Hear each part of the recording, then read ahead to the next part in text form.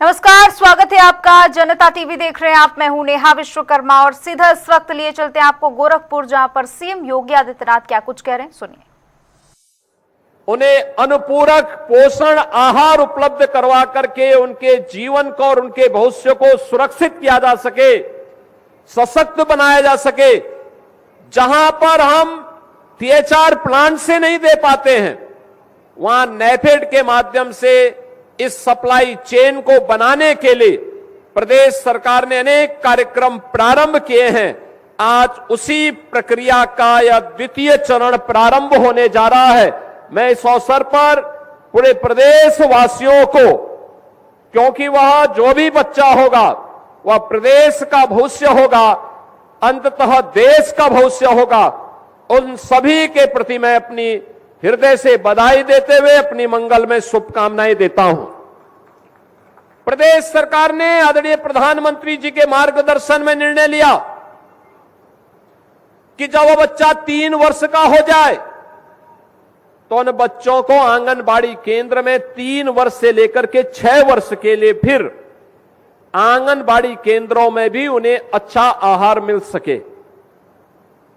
इसके साथ ही वहां पर वह बच्चा खेल खेल में कुछ सीख भी ले, अक्षर ज्ञान भी सीख ले। प्री प्राइमरी यानी बाल वाटिका के निर्माण के कार्यक्रम को भी सरकार ने तेजी के साथ आगे बढ़ाया। आप सोचो, राष्ट्रीय शिक्षा नीति जो 2020 लागू हुई, उस राष्ट्रीय शिक्षा नीति के लागू होने के बाद जब 2022-23 में शिक्षा नीति को प्रभावी ढंग से लागू किया गया तो यह तय हुआ था कि उन बच्चों के लिए, क्योंकि बेसिक शिक्षा परिषद में भर्ती की आयु 6 वर्ष है, 6 वर्ष के पहले भर्ती नहीं हो सकते, तो 3 वर्ष से 6 वर्ष का वो समय उन बच्चों के लिए महत्वपूर्ण है सीखने के लिए। और उस समय उन बच्चों के लिए क्या किया जाए, तो उनके लिए बाल वाटिका और प्री प्राइमरी स्कूल की प्रक्रिया को आगे बढ़ाने का कार्य, और मुझे बताते हुए प्रसन्नता है, प्रदेश भर में 70,000 से अधिक आंगनबाड़ी में प्री प्राइमरी और बाल वाटिका के कार्यक्रम सफलतापूर्वक संचालित हो रहे हैं, जिनमें लगभग 2 करोड़ बच्चे वहां पर जाकर के न केवल अनुपूरक आहार लेते हैं, बल्कि उन बच्चों के लिए वहां पर अक्षर ज्ञान के लिए और स्कूल में एक उत्तम माहौल हो, उस प्रकार की व्यवस्था करने का कार्य किया जा रहा है। आज मुझे अच्छा लगा कि देश के उन भविष्य के लिए, एक स्वस्थ मां और एक स्वस्थ बच्चे के लिए, आज यहां पे उत्तर प्रदेश के बाल विकास और महिला कल्याण विभाग के साथ ही नेफेड के द्वारा इसके द्वितीय चरण के कार्यक्रम का शुभारंभ भी हो रहा है।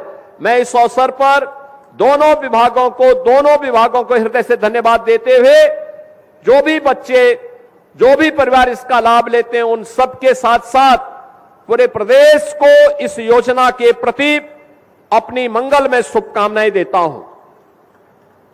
बहनों और भाइयों, हमने बदले हुए गोरखपुर को देखा है। आप सब इस बारे में जान रहे हैं। आज से 9 वर्ष पहले का गोरखपुर क्या था? बीमारी, बिजली नहीं, सड़कों पर गड्ढे, जल जमाव, मच्छर, गंदगी, बरसात में बाढ़, नौजवान के लिए नौकरी नहीं, व्यापारी की सुरक्षा नहीं, बेटी के लिए उत्तम शिक्षा की व्यवस्था नहीं, किसान के लिए कोई अन्य सुविधा नहीं, परंपरागत उद्यम के संरक्षण के लिए कोई कार्यक्रम नहीं, गरीबों के कल्याण के लिए कोई योजना नहीं। परिणाम क्या था? मुझे तो याद है 2017 के पहले बिजली बामुश्किल 5 से 6 घंटे मिल पाती थी, उसके लिए भी सड़कों पर आंदोलन करना पड़ता था, हमें गोरखपुर में बिजली मिले। इंसेफ्लाइटिस की बीमारी किस कदर गोरखपुर में अव्यवस्था पैदा करती थी और सैकड़ों बच्चों की मौत होती थी, किसी से छुपा हुआ नहीं है।